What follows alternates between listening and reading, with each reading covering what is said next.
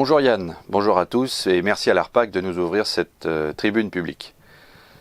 Je suis à la fois un vieux tireur puisque j'arrive à 49 ans, mais aussi jeune pratiquant car je suis licencié FF-Tir que depuis 11 ans maintenant et détenteur d'armes depuis 10 ans. Donc pour ce qui nous concerne aujourd'hui, je suis membre de l'Impact, l'Union nationale des propriétaires d'armes de chasse et de tir, depuis 6 ans. Et donc je ne suis pas un membre fondateur à proprement parler puisque l'ASSO entame sa 9e année d'existence. Par contre, je suis au bureau depuis 3 ans. J'ai commencé secrétaire, j'ai assuré une présidence intérim pendant 1 an suite au décès du précédent président Gilles Profit. Et aujourd'hui, je suis vice-président. Alors ça, c'est ce qu'on met sur la carte de visite. Ce côté, les titres, ça c'est la carte de visite, c'est très bien, mais en dehors de ça, mon vrai rôle dans l'association, il est essentiellement technique. C'est l'analyse des textes de loi, des décrets découlant des décisions politiques, de la vulgarisation et de la diffusion de tout ça. Mon engagement personnel s'est fait naturellement, progressivement, en fait au fil de mon parcours dans le monde des armes à feu. C'est pas une volonté farouche de s'engager pour la cause, c'est du genre qu'on rencontre chez les politiciens. Non, je suis pas du tout le genre à faire le bonheur des gens malgré eux. Et d'ailleurs, je supporte pas qu'on me fasse la même chose. Alors donc imagine le calvaire que je vis en ce moment dans notre bon pays socialiste, moralisateur, orwellien. Alors en fait c'est plutôt une suite d'anecdotes, sympas ou un peu lourdingues, qui ont télescopé mon côté taquin et insolent, qui plaisait tant à l'éducation nationale. C'est ça qui a donné cette envie d'engagement. Au départ, ni la possession d'armes, ni même le tir, en fait, ne m'attirait spécialement. C'est plutôt l'objet, l'aspect technique, qui m'intéressait, et à ce titre, je lisais quand même quelques revues françaises et étrangères, et c'était histoire de me faire une culture en fait. Mais alors la première anecdote qui m'a fait basculer dans cet univers, c'est la police. C'est la police qui m'a mis une arme entre les mains pour la première fois. Bon, c'est pas la police française, je rassure, c'est la police US, lors d'une visite d'un musée de la police. Alors j'ai pu pour la première fois tester un Glock 17. J'ai trouvé l'expérience intéressante. J'ai passé le restant de mes vacances à chercher des clubs de tir. Enfin des pas de tir en fait là-bas, parce que c'est pas vraiment des clubs, c'est plus des pas de tir. Et de fil en aiguille, j'ai testé des armes, j'ai testé des calibres, etc. Et puis je suis tombé amoureux du 45 ACP. De retour en France, je cherche donc à pratiquer le tir avec un 45 ACP. Et là, je contacte bon nombre de clubs dans mon coin. Je comprends que ça va pas être facile. Alors, d'une part parce que certains clubs ont des conditions d'adhésion et de pratique que je qualifierais dignes d'un potentat africain. Genre 6 mois de pompe à vélo obligatoire, interdiction de demander une arme avant 3 ans de club, et encore, tu auras le droit de demander que du 22 long rifle. Bon, des vrais cons. Il n'y a pas d'autre mot, ce sont des vrais cons. Mais il y a aussi d'autres clubs qui peuvent pas répondre à ma demande parce que ils ont simplement pas ce genre d'armes à disposition, à prêter ou à louer aux nouveaux tireurs. Alors finalement, j'ai un ami brigadier qui me parraine au centre de tir de la police de CTPPN de l'avenue Foch, et je peux démarrer direct le tir au 45 ACP. Dans la foulée, je démarre les formalités pour détenir mon arme, et 1 an plus tard, j'ai mon Glock 21. Alors, de cette époque, je retiens qu'il y a de grandes disparités. En fait, je m'aperçois qu'il y a de grandes disparités entre les clubs en ce qui concerne l'accès aux armes, la pratique, et tout le monde pourtant se base sur la loi. La loi dit ci, la loi dit ça, mais c'est jamais la même pour tout le monde. Donc je me dis que quelque part la loi a bon dos, puisqu'elle est visiblement pas la même en fonction du club. Alors je commence mes recherches, à la recherche de la vérité tout simplement. Et là c'est parti, je mets le doigt dans l'engrenage. Ensuite, une fois que j'ai mon arme, ça devient plus facile. Je peux trouver d'autres clubs. Et je rencontre des gens sympas, dans des clubs sympas. Et alors ça donne envie de s'investir, tout simplement, de donner des coups de main, d'encadrer les nouveaux arrivants, tenir des permanences, aider au montage des concours, des compétitions. Et puis de fil en aiguille, on se retrouve à entrer au bureau. Alors je constate d'ailleurs que si l'acquisition et la détention d'armes à feu peuvent être soit ultra réglementées, soit ultra libres d'ailleurs, ce qui est donc assez ubuesque dans l'absolu, à aucun moment il n'est question d'apprendre à utiliser l'arme. C'est ça qui est aberrant.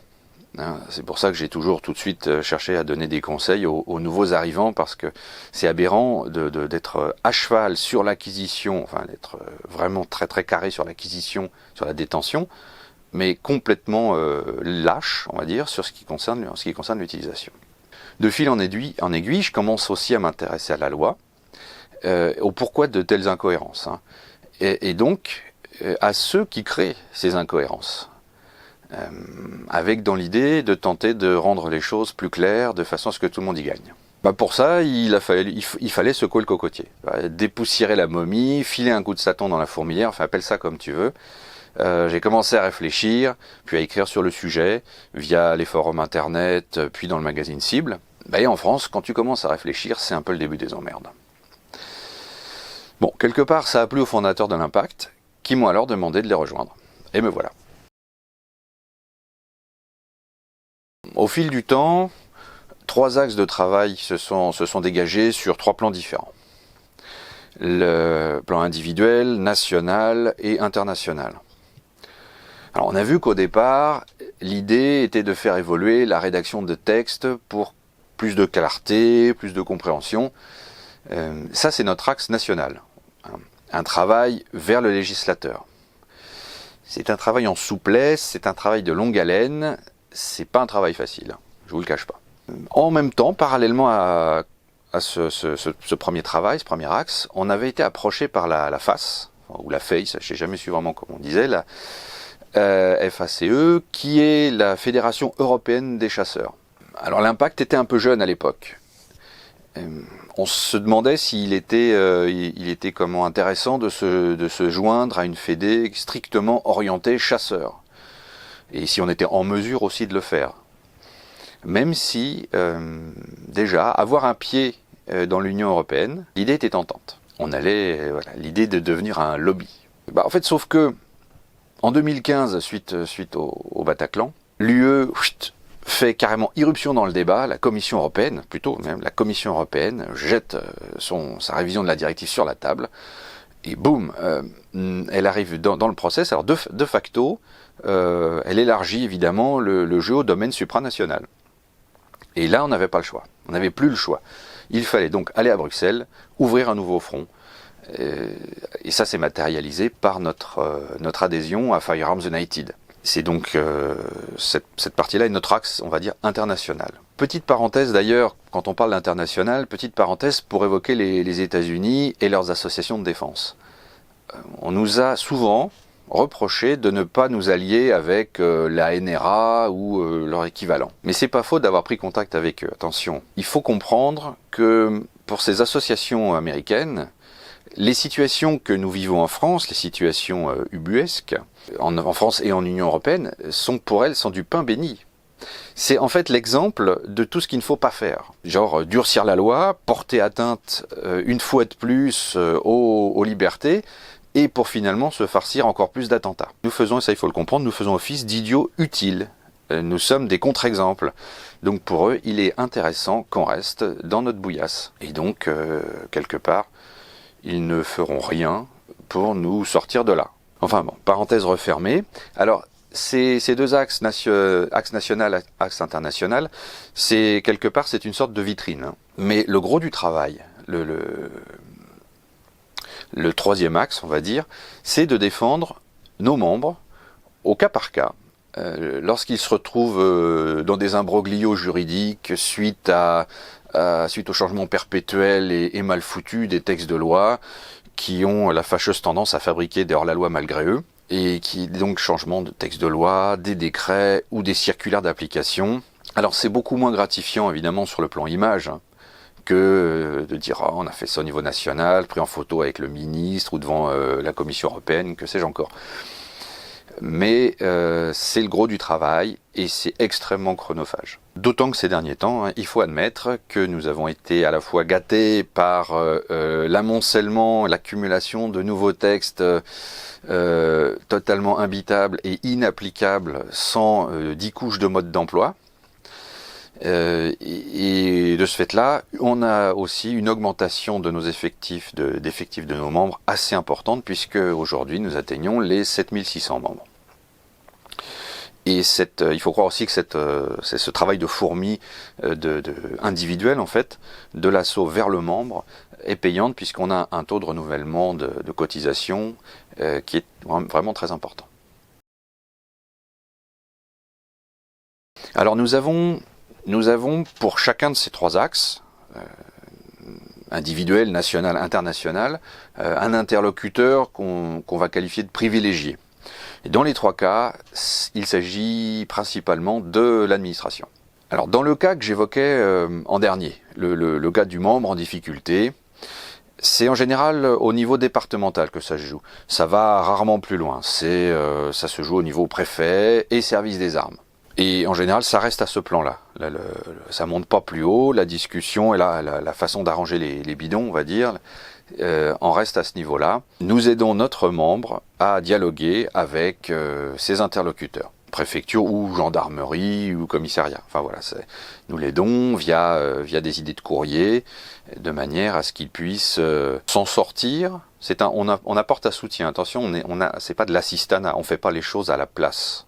On apporte un soutien, des pistes, des courriers, on rédige des commandes, des idées de courrier, et ensuite c'est le membre qui met les choses en ordre, rajoute ou pas des choses qu'il estime importantes, et envoie tout ça à son interlocuteur. Alors il arrive quand même que le souci doive remonter à l'échelon supérieur, à l'échelon national donc. Par exemple, quand il y a une rédaction, on va dire floue, hein, d'un article, d'un bout de circulaire d'application ou quelque chose comme ça, d'une notice. Et là, en fait, la préfecture ou le commissariat ou que sais-je est aussi dans son bon droit. Elle fait les choses en se disant non, c'est comme ça qu'il faut lire le texte. Et on s'aperçoit qu'après, nous n'avons pas la même lecture et d'autres personnes peuvent avoir encore une lecture différente. Donc on fait remonter ça au niveau national. Au départ, au début de l'impact, notre interlocuteur principal était la DLPAJ, Direction des libertés publiques et des affaires juridiques. Mais aujourd'hui, notre interlocuteur est le SCA, le service central des armes, créé en 2017, nouvellement créé donc. Mais le SCA, tout à l'écoute qu'il peut être, et n'en prend pas moins ses instructions de son ministère de tutelle, le ministère de l'Intérieur.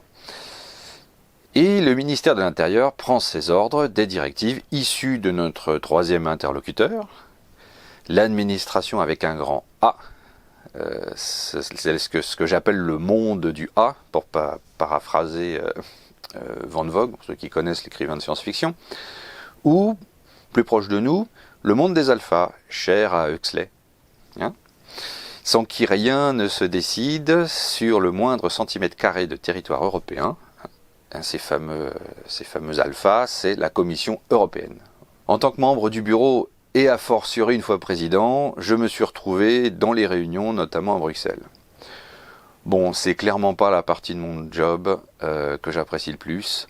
Ça me rappelle trop le show business, un monde dans lequel j'évolue au titre professionnel, qui est un monde champion de l'hypocrisie, du foutage de gueule. Alors, mais c'est un bon exercice. Il faut savoir surmonter cette propension qu'a la haute administration, c'est les gars qui sont au-dessus là, à prendre ouvertement les gens pour des cons.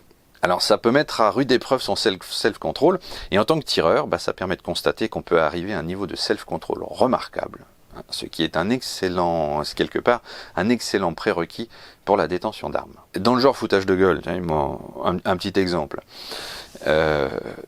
En 2015, donc, la directive européenne arrive sur la table, la révision de la directive européenne, avec un texte catastrophique, une interdiction totale, Interdiction de tout faire, interdiction de toute arme, ils se sont pas emmerdés, hein.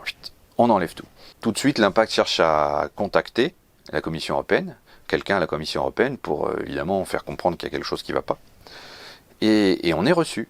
On reçoit donc rapidement une confirmation de rendez-vous et nous sommes reçus à la Commission européenne. Alors déjà, grand étonnement, on dit tiens, bon, les gars sont à l'écoute, il y a quelque chose. Bon, allons-y.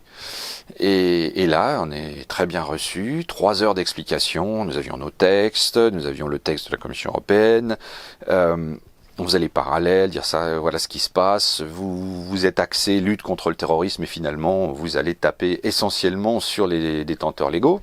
Tout se passe bien, 3 heures de rendez-vous, ça tourne, au bout d'un moment le gars nous dit bon, on va en rester là, je vous remercie de vous être déplacé, je vous raccompagne. Alors il nous raccompagne à l'ascenseur, et puis c'est là que tout va se passer. À ce moment-là, les portes s'ouvrent, et au moment où on va rentrer dans l'ascenseur, hop, il me tape sur l'épaule, il fait « Bon maintenant les gars ». Enfin, en substance, hein, je me rappelle plus exactement, c'est « Bon maintenant les gars, il va falloir que vous nous disiez exactement ce que vous êtes prêts à abandonner, à lâcher, parce que si c'est pas vous qui décidez ce que vous allez abandonner, c'est nous qui allons couper dans le gras. » Hop, il nous serre la main, merci d'être venu, au revoir. Et alors on se retrouve comme 2 cons dans l'ascenseur, en se disant que finalement on a passé 3 heures pour rien. Voilà, le gars avait déjà son idée, il savait déjà ce qu'il voulait faire, l'écoute était purement diplomatique, on va dire, purement poli, mais ça s'arrêtait là. Et alors, la suite a fait que les différents contacts, les différentes réunions que j'ai eues à Bruxelles m'ont conforté dans l'idée que si vous maîtrisez un tant soit peu un sujet quelconque, la Commission n'en maîtrise pas le 10e, qu'elle affiche ouvertement cette incompétence, mais elle n'hésitera pas à vous dire comment faire, les tenants et les aboutissants, du genre à vous expliquer que la culture des cerises doit être la même de la péninsule ibérique au cercle polaire. Bon, après, si vous avez l'outrecuidance de souligner que la culture des cerises au cercle polaire, bon, vous n'êtes pas certain que ça fonctionne bien, on vous répondra, c'est pas le sujet, on décide. Comment envisager l'avenir ? Quand on a vécu ça, on devient forcément plus pessimiste. Je pèse mes mots, on devient forcément plus pessimiste quant aux réussites des discussions sur le sujet. Alors je parle de notre sujet, la détention légale d'armes à feu, mais ça s'étend à tous les sujets. Et concernant la détention d'armes, quand on met bout à bout les contraintes administratives changeantes, les clubs, enfin certains clubs qui véhiculent n'importe quoi, les âneries diffusées par les médias, la nullité crasse de la Commission européenne, la soumission à la clause de besoin, bon, il n'y a pas de quoi envisager l'avenir avec sérénité. Donc il faut agir, toujours pareil, il faut agir. C'est facile à dire. Moi j'ai pas la solution, des pistes. Quelques pistes qui me sont apparues au fil des recherches, au fil des analyses, au fil des rencontres, des contacts. Je peux pas, on peut parler de chantier, je vais évoquer quelques chantiers. Donc le premier chantier, le plus lourd à mon sens, est une décision politique, c'est de sortir de la tutelle de Bruxelles. Bon, il n'y a pas le choix. Quand on a vu ce que c'était, il n'y a pas le choix. C'est le prérequis sans lequel tout ce qui va suivre, tous les chantiers qu'on pourra mener seront invalides. Car tout découle de Bruxelles. Et en sortant de Bruxelles, on s'affranchit du paravent bien commode de l'excuse d'autorité, qui est l'excuse ultime quand on veut faire quelque chose de liberticide sans avoir l'air d'y toucher. Vous savez, c'est pas moi, c'est Bruxelles. Pareil, après on a une sorte de gens qui vont dire oui, c'est des propos anti, je sais pas quoi, anti-européistes. Bon, mais alors plus qu'un long argumentaire, moi j'invite les croyants à l'Europe, parce que ça commence à sentir la religion des fois. Donc j'invite les croyants à l'Europe à aller y faire un tour, à constater la façon dont se déroulent les débats, les votes. Moi je trouve ça affligeant. Peut-être qu'il y a des gens qui trouvent ça très bien. Moi, je trouve ça affligeant de voir des votes à main levée tellement rapides qu'on est incapable de comptabiliser qui est pour, qui est contre, des votes à main levée dans des commissions, enfin des comités, ce qu'ils appellent les committees, où des gens votent alors qu'ils ne font pas partie du comité. Ils étaient dans le comité d'avant, ils sont restés là pendant les 3 premières questions, ils ont voté, puis tout d'un coup, la présidente du comité se dit mais vous ne faites pas partie de comment vous ne faites pas partie de notre comité, non? Ah ben non, partez alors s'il vous plaît. Et on ne remet pas au vote les questions, les 3 questions qui avaient eu lieu lorsque ces gens étaient là. C'est complètement aberrant. Lors des votes, ensuite les votes se passent, ils ne votent pas des textes, ils votent des numéros. Ils votent des numéros. Est-ce que vous êtes pour le numéro 306, le numéro 402? Alors si le 306 est pour, après on passe au 107-B. Ces numéros sont censés renvoyer à des articles, mais les renvois d'articles changent durant la nuit. Donc si vous étiez, mettons, pour le 107B, mais qu'à la fin, le 107B ne renvoie plus au 304, mais au 307, ou qu'il renvoie toujours au 307, mais l'intitulé 307 a changé, vous êtes couillonné. Bon, j'appelle pas ça du tout de la démocratie. J'appelle ça du foutage de gueule. Pour les gens qui ont tendance à tourner le côté européiste en religion, comme en dogme, comme à l'élevé, comme ça se voit de plus en plus. Bon, alors révisez un petit peu vos classiques religieux et sachez que ça ne peut pas fonctionner parce que l'Union européenne, c'est le syndrome de la tour de Babel.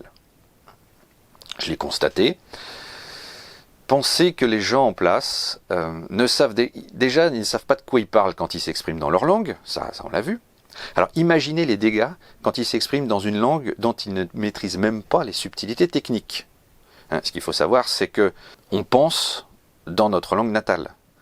Et notre langue natale permet des modes de pensée que d'autres langues ne permettent pas. Enfin, ça c'est d'une logique, c'est scolaire. Ce que je vous dis, ça n'a rien de, c'est pas une découverte.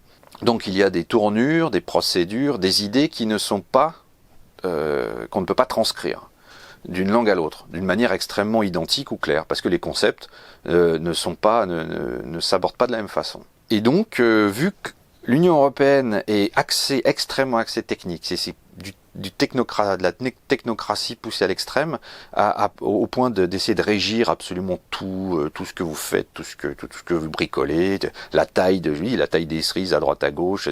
Enfin, c'est vraiment de la technocratie pure et dure. Donc, les discussions techniques sont légion, et les traducteurs sont complètement largués. Mais complètement.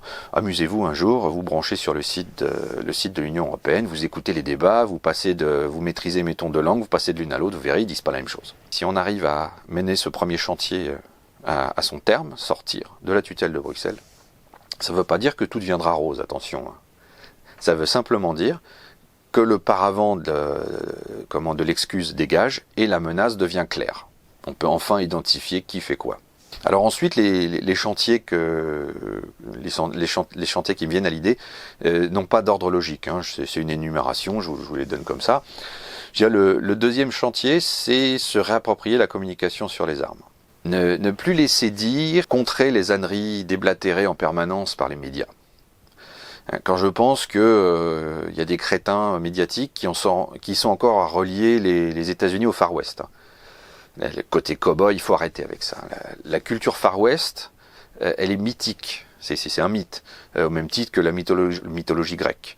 Est-ce que quand ces braves journalistes vont en Grèce aujourd'hui pour discuter avec Tsipras ou leur gars actuel, là, est-ce qu'ils tombent sur des Hercules, des Ulysses, des Minotaures ou je ne sais quoi là? Il y a tous les coins de rue. Non. Et même pour les USA, c'est pareil. Jesse James, Calamity Jane ou je ne sais quoi, il n'y a pas. Le côté on va régler notre différend à midi en face du saloon dans la grande rue. Non, faut se calmer, ça n'existe plus ça. Et d'ailleurs historiquement et malheureusement pour ces amateurs de sensations fortes, la conquête de l'Ouest, si on doit en parler pour 2 lignes, a plutôt ressemblé à la petite maison dans la prairie. Les seuls événements marquants et difficiles que rencontraient les pionniers, c'était trouver de quoi bouffer, trouver de l'eau potable. C'était surtout ça. Première idée, donc se réapproprier la communication. dans les grands médias. Alors, ça évitera aussi les pseudo-débats de neuneux, mais complètement stupides sur Internet, que ces débats restent sans réponse. Alors même si de ce côté-là, il y a quand même de la réactivité, il y a quelques youtubeurs bien informés qui remettent les choses à leur place. Je pense notamment à Code Reno. Évidemment, il a un peu son franc-parler, hein. Il démolit sec, mais il reste de toute façon très factuel quand il est question de législation. En dehors de la sphère YouTube, l'Impact a commencé le travail dont je parlais, a commencé le deuxième chantier. Mais alors, discuter avec un journaliste n'est pas simple pour autant. Clairement, aucun n'a jamais voulu revenir sur ce qui était dit ou écrit. Obtenir un droit de réponse, c'est quasiment mission impossible. Et le pire, c'est quand on obtient le droit de réponse, quand il est publié, il peut être déformé, et donc le résultat est encore pire. Et je pense d'ailleurs que l'ARPAC est bien au fait du problème. Donc ce qui se passe pour l'instant, c'est que dès que nous entendons parler d'un reportage, d'un journaliste à la recherche d'une interview, nous levons des pare-feux, systématiquement. On se dit que ça va de toute façon être à charge, comme ils ne savent faire que ça. Donc on lève des pare-feux, on met en garde la communauté des tireurs. Grâce à Internet, l'info circule vite. Et bon, l'avantage, c'est que le nombre de journaleux, qu'on pourrait dire, qui ont dû renoncer, augmente rapidement. Ça augmente régulièrement. Le nombre de fois où on a des coups de téléphone, on dit non, vous n'aurez rien. C'est comme ça, vous allez de toute façon déformer ce qu'on va dire, travailler à charge uniquement. Donc tant que le ménage ne sera pas fait de ce côté-là, vous n'aurez rien. À ces occasions, d'ailleurs, on a constaté que l'ARPAC et l'Impact entraient en contact régulièrement pour faire un barrage plus efficace. Troisième chantier, la diffusion de la loi. Faire en sorte que chaque propriétaire d'armes soit au courant de la législation. Ça, c'est un point sur lequel l'Impact a été efficace. Je pense que nous avons réussi à vulgariser la loi et nous avons incité les tireurs à vérifier par eux-mêmes, ne rien prendre pour argent comptant. Et pour ça, Internet a été un outil fantastique. Il fut un temps où on ne parlait que de radio stand, espèce de radio rumeur en fait. On appelait ça, on appelle toujours ça d'ailleurs, radio stand, qui diffusait les seules informations. Alors sous forme de rumeurs, les on-dit, les ragots. Les anciens des clubs qui racontaient aux jeunes comment ça se passe, comment ça doit se passer.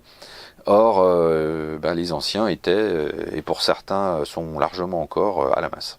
Rien ne vaut la plongée et le renseignement à la source. Quatrième chantier, c'est pas le tout de diffuser cette loi, il faut aussi la rendre compréhensible.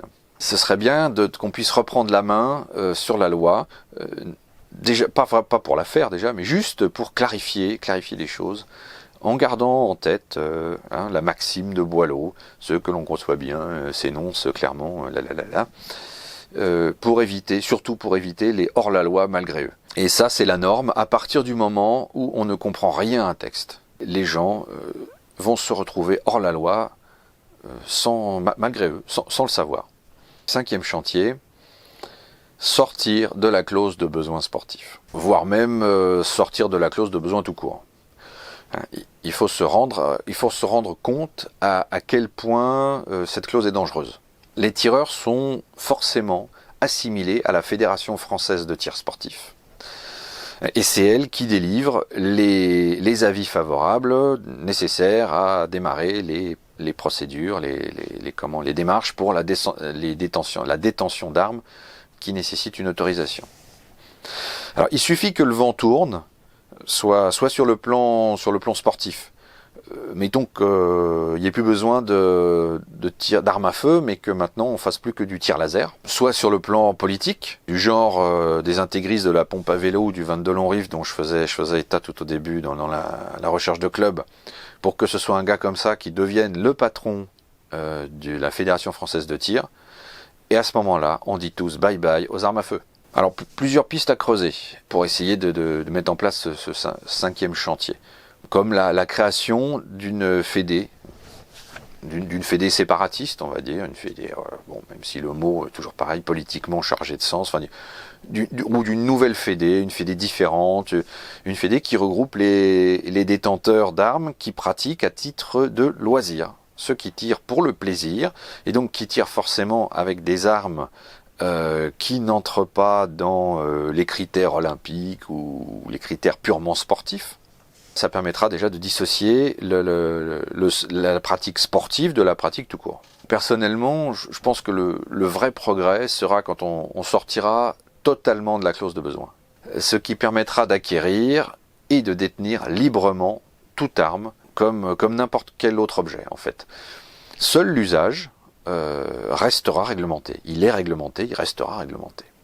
C'est un peu comme une voiture en fait. On peut acheter et garder une voiture sans être membre d'une fédération des courses sur route si on veut l'utiliser. Mais si on veut l'utiliser, il faut se plier au code de la route. L'usage est réglementé.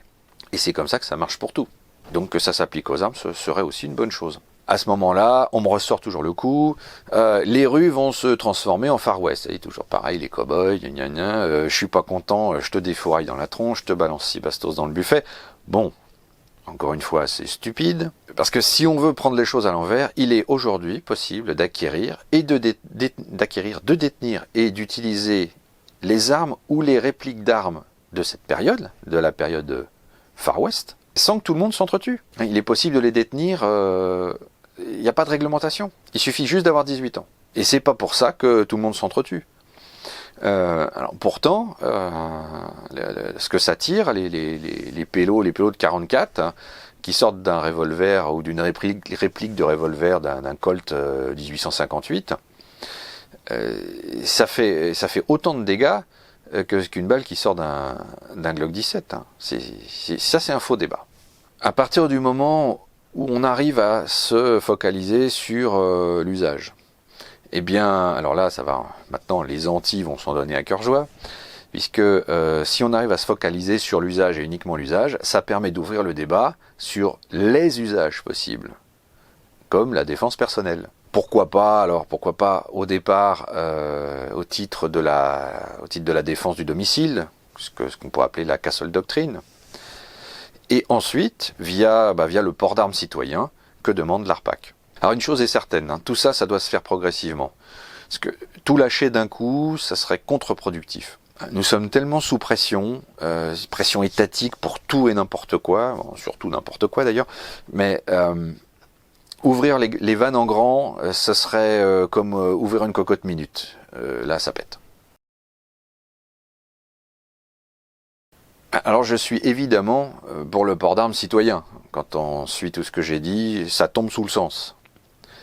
Je suis pour le port d'armes citoyen et pour la possibilité de porter une arme pour sa défense personnelle. Il ne faut pas oublier que c'était encore quelque chose qui allait de soi avant le régime de Vichy. Bon, et on ne peut pas dire que le régime de Vichy ait été apprécié pour ses qualités de liberté, de démocratie, etc., etc. Donc ça c'est une première chose, et la deuxième chose c'est il suffit de regarder les catalogues pré-Vichy, de l'époque d'avant Vichy, pour se rendre compte que on vendait à côté du vélo, on vendait des armes, les catalogues Manu France sont là pour en témoigner.